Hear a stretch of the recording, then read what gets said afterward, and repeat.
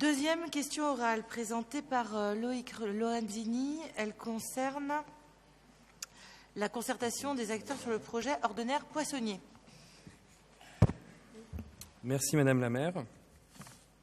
Effectivement, cette question est relative à la concertation des différents acteurs sur le projet Ordener Poissonnier. La réunion et la visite du site Ordener Poissonnier le 4 juin dernier avec l'ensemble des acteurs du 18e a permis de mettre en dialogue les éléments d'études et de projets urbains. Cette réunion avait permis de prendre acte plus concrètement sur le terrain des visions et propositions des parties prenantes, parfois différentes, mais en tout cas permettant sur le terrain de pouvoir les mesurer. Elle nous semblait ouvrir une voie nouvelle à la concertation sur un projet ambitieux, à fort enjeu du fait de sa localisation et des demandes qui s'y expriment. Or, depuis et malgré les attentes fortes des parties prenantes, mis à part évidemment la réunion qui s'est déroulée la semaine dernière, aucun élément d'information et de concertation n'avait été communiqué. La réunion du comité de suivi fin juin avait été annulée et c'était par voie de presse que les acteurs du 18e avaient appris que 4 équipes d'architectes avaient été sélectionnées par la SNEF au travers d'un appel à opérateurs. La SNEF, certes, est propriétaire de la parcelle, mais c'est bien la ville de Paris qui, en détenant le pouvoir de délivrer les permis de construire, est garante d'un aménagement durable et cohérent. Or, la rapidité dont la SNEF avait fait preuve pour lancer cet appel à opérateurs ne semble pas de nature à rasséréner le projet. De même, les décisions prises sur cette parcelle, dans le cadre de la révision du PLU en Conseil de Paris en juin 2016, pour dédier 30%, soit un peu plus d'1 hectare de la surface à un espace vert, nous semble être un élément central du projet qui doit structurer une vision partagée de l'aménagement. Au regard de ces éléments, nous, élus écologistes, pensons que le dispositif de gouvernance actuel doit être renforcé et à la hauteur des attentes et des enjeux des parties prenantes. Nous pensons également que ce dispositif doit être beaucoup plus lisible. Monsieur le maire, qu'est-il prévu pour améliorer la gouvernance globale de ce projet, intégrer l'ensemble des acteurs et partager notamment des éléments qui soient d'enjeux financiers, sociaux et environnementaux? La mairie du 18e, avec l'hôtel de ville, a-t-elle prévu, en lien avec les principales parties prenantes du projet, de constituer un dispositif de concertation plus poussé au-delà du comité de suivi? Merci. Merci. La réponse est faite par Michel Nerneuf. Je tiens d'abord à préciser, ça a été dit dans la question, que l'aménageur, c'est espace ferroviaire et c'est la SNEF, espace ferroviaire, et que ce n'est pas la ville et que c'est un aménagement sur un terrain qui appartient à la SNCF.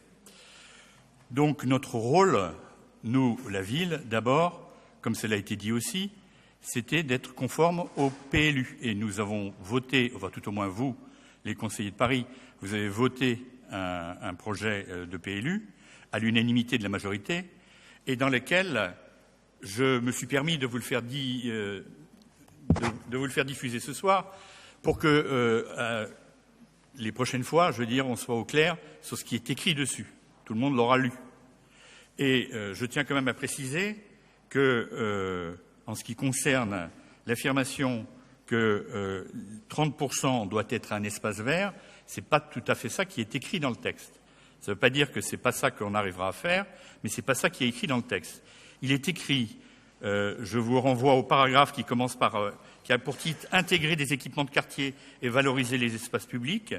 On nous dit, dans la dernière partie de ce paragraphe, « Un espace vert d'un seul tenant sera créé au sein d'un réseau d'espaces publics végétalisés représentant 30% des espaces au sol ».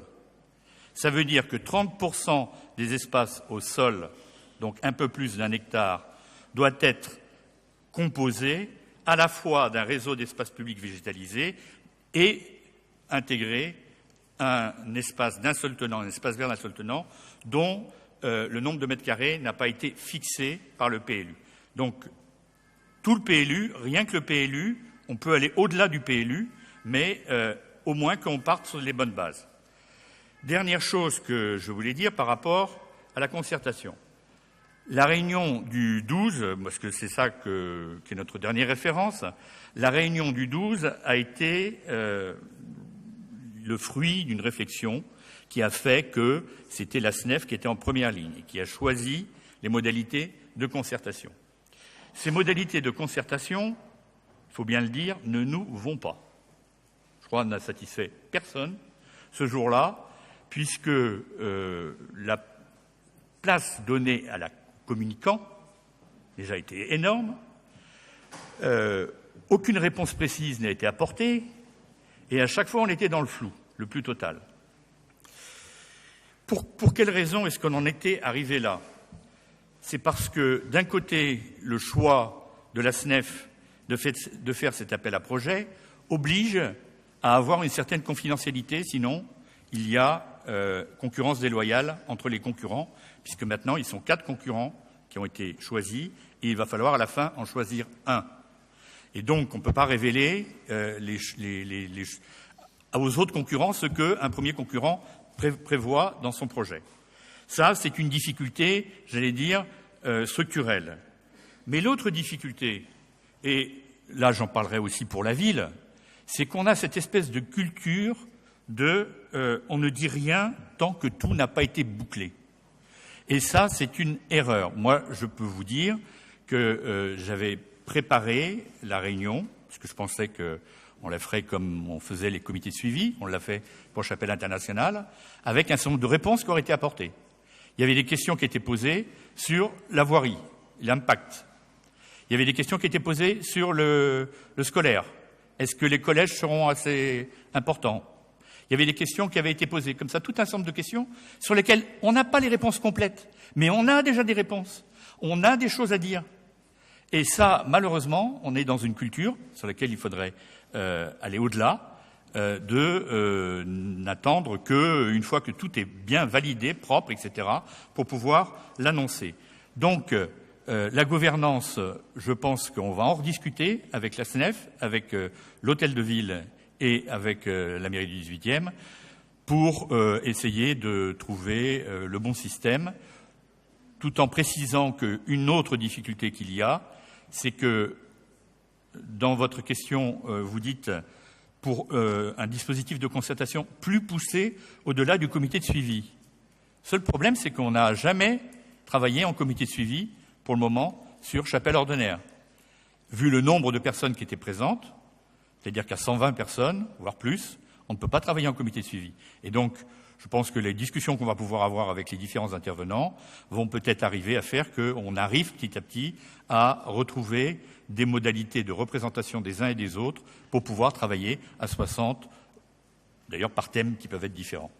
Voilà ce que je pouvais dire par rapport à cette question orale. Merci beaucoup pour tous ces éléments. Est-ce que Loïc Lorenzini souhaite redire un mot? Allez-y. Merci Michel Nerneuf pour ces précisions, notamment sur le PLU. Je suis tout à fait d'accord que c'est bien de pouvoir s'appuyer sur des éléments écrits, certes qu'on peut toujours interpréter, mais qui ont le mérite d'être quand même écrits de façon assez claire. Sur le comité de suivi, j'ai la sensation qu'il n'a pas fonctionné parce qu'il ne répond pas aux enjeux de ce projet, qui n'est pas un projet comme les autres. Alors, vous me direz que chaque projet d'aménagement est différent, mais on n'est pas dans le cadre de, par exemple, Chapelle Internationale. On est dans le cadre d'un projet en milieu urbain dense, à la croisée de nombreux enjeux et à la croisée de nombreux quartiers. Et que peut-être que la forme comité de suivi, même si j'entends bien que le nombre n'a pas permis d'aller suffisamment loin dans la discussion, est à la hauteur de la richesse des propos des différentes parties prenantes. Sur la gouvernance, oui, on a fait des... Juste un petit mot, on ne va pas refaire le débat, d'autant qu'il n'y aura pas de réponse à la réponse. Donc quelques petits mots pour conclure, et puis on va passer à la suite. Alors, donc pour conclure, on n'a pas tout à fait la même lecture de qui et comment pilote ce projet. Et nous pensons que la mairie devrait renforcer sa présence. Et on a vu justement la semaine dernière que s'il y a eu des moments de flottement, c'est parce que la mairie n'était peut-être pas suffisamment présente. Merci. Merci.